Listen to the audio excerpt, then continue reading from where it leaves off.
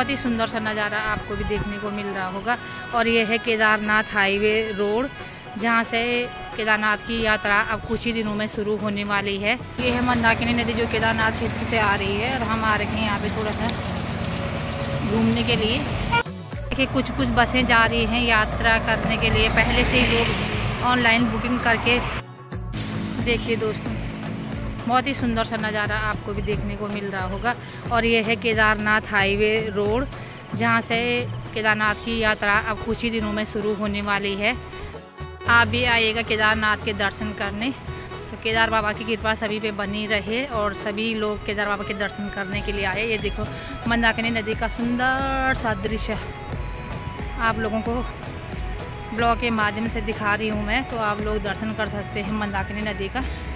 तो आगे भी आप ब्लॉग को देखते रहिएगा, क्योंकि मैं घर जाने के बाद भी ब्लॉग बनाती हूँ, तो आप लोग नाराज़ मत होना, क्योंकि ड्यूटी टाइम का और घर का ब्लॉग अलग अलग बन जाता है। क्योंकि ड्यूटी टाइम पे तो हम ड्यूटी के हिसाब से रहते हैं और घर के ब्लॉग में हम घर के हिसाब से रहते हैं। तो ये थोड़ा बैठी थी तो सोचा कि आप लोगों से भी मिल लो, तो ब्लॉग के माध्यम से आप लोगों से भी हेलो हाई हो जाता है तो बढ़िया लगता है। क्योंकि जहाँ डिलीवरी वगैरह होती हैं तो उनका हालचाल पूछना भी बहुत ज़रूरी है, क्योंकि बहुत सारी महिलाएं बताती नहीं हैं, तो उनको बहुत सारी सी परेशानियाँ रहती हैं, तो वो बताती नहीं है, तो उनको पूछना भी बहुत ज़रूरी है। क्योंकि वो तीसरे दिन घर चली जाती हैं और ड्यूटी के बाद आपको घर की दिनचर्या दिखानी भी बहुत ज़रूरी है। तो आज सोमवार है तो पेशेंट तो बहुत सारे रहते हैं, क्योंकि पेशेंट की भीड़ तो हर डिपार्टमेंट में रहती है। सर्जरी वालों के पास भी, गायनी वालों के पास भी और ENT वालों के पास भी, हर जगह आज भीड़ रहती है। तो इसलिए लोग अपने को दिखाने के लिए आते हैं। सारे पेशेंट आ रखे थे और पेशेंट आके जांच कराने के लिए चले गए। और कुछ पेशेंट यहीं बाहर वो सर्जरी OPD के पेशेंट हैं, तो वो अपने को दिखा रहे होंगे। हेलो गाइस, तो कैसे हो आप सभी लोग? आप सभी को मेरा प्यार भरा नमस्ते और स्वागत है आपका मेरा माँ दुर्गा कीर्तन ब्लॉग में। तो आज ब्लॉग की शुरुआत हो रही है अपने ड्यूटी से, क्योंकि ड्यूटी में अभी तक तो बहुत ज़्यादा भीड़ पड़ी थी और अभी पेशेंट थोड़ा कम हुए हैं। तो थोड़ा बैठी थी तो सोचा कि आप लोगों से भी मिल लो, तो ब्लॉग के माध्यम से आप लोगों से भी हेलो हाई हो जाता है तो बढ़िया लगता है। और ज़रूरी भी है ब्लॉग बनाना, क्योंकि आपको कैसे पता चलेगा कि हमारी दिनचर्या कैसे चल रही है, क्या हो रहा है, काम धाम, मतलब कुछ भी चीज़ हो। सारे पेशेंट आ रखे थे और पेशेंट आके जांच कराने के लिए चले गए। और कुछ पेशेंट यहीं बाहर वो सर्जरी OPD के पेशेंट हैं, तो वो अपने को दिखा रहे होंगे।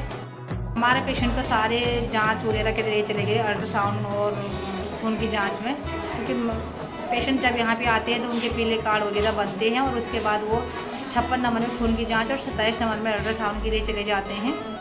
और उसके बाद वो फिर 1 बजे 2 बजे बाद फिर दिखाने की भीड़ पड़ती है, कि पेशेंट जब दिखाने के लिए आता है तो फिर भीड़ पड़ती है। थोड़ा बीच में हम 1-2 घंटे हम थोड़ा फ्री रहते हैं थोड़ा सा।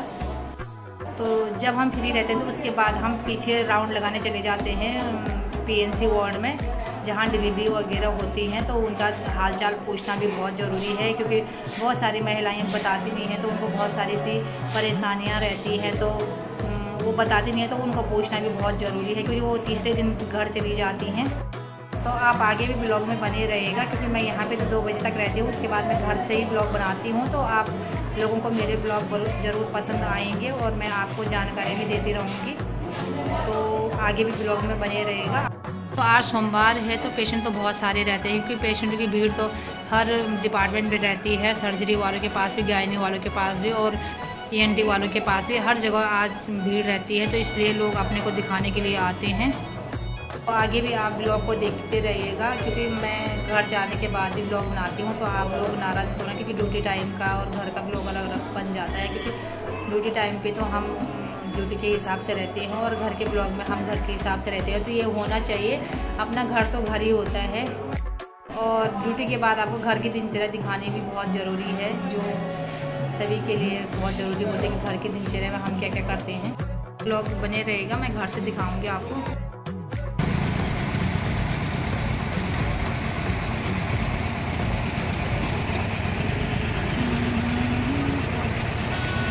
तो देखिए ये है तिलवाड़ा, ये है मंदाकिनी नदी जो केदारनाथ क्षेत्र से आ रही है और हम आ रखे हैं यहाँ पे थोड़ा सा घूमने के लिए। ये है तिलवाड़ा का पुल। और हमने यहाँ पे जूस पिया है अभी, गन्ने का जूस। ये देखिए घर पे घोंसला बना रखा है चिड़िया ने, कितना प्यारा बच्चे हैं उसके। तो गाइस देखिए पहाड़ों का सुंदर सा नज़ारा, शाम का टाइम है और हम लोग घूमने आ रखे हैं। तो ये देखिए मंदाकिनी नदी जो केदार क्षेत्र से आती है तो बहुत ही धीमी गति में बह रही है आजकल, क्योंकि आजकल पानी का बहाव बहुत ही कम होता रहता है, तो नदी आराम से बहती है। और आपदा के टाइम पे तो बहुत ही ज़्यादा भयानक रूप ले रखा था नदी ने। ये पहाड़ों का सुंदर सा नज़ारा और शाम के टाइम घूमने का मज़ा ही कुछ और है। पहाड़ों में नदी के किनारे किनारे रोड है और रोड के किनारे किनारे देखिए दोस्तों बहुत ही सुंदर सा नज़ारा आपको भी देखने को मिल रहा होगा। और ये है केदारनाथ हाईवे रोड, जहाँ से केदारनाथ की यात्रा अब कुछ ही दिनों में शुरू होने वाली है। तो आप भी जहाँ भी होंगे आप भी आइएगा केदारनाथ के दर्शन करने।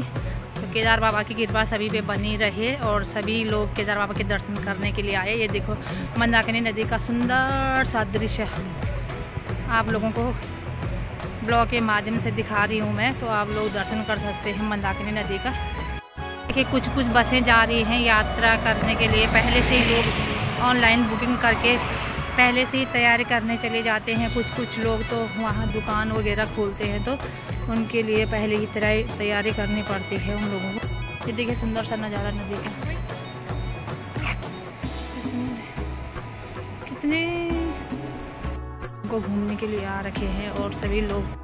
गाइस देखिए शाम होने वाली है और केदारनाथ हाईवे मार्ग पे कोई गाड़ियाँ भी जा रही हैं और लोग घूम के वापस भी चले गए। तो हम भी वापस चलते हैं थोड़ी देर में, क्योंकि यहाँ पे कुछ रोड किनारे झाड़ियाँ रहती हैं तो बाघ का खतरा भी बना रहता है।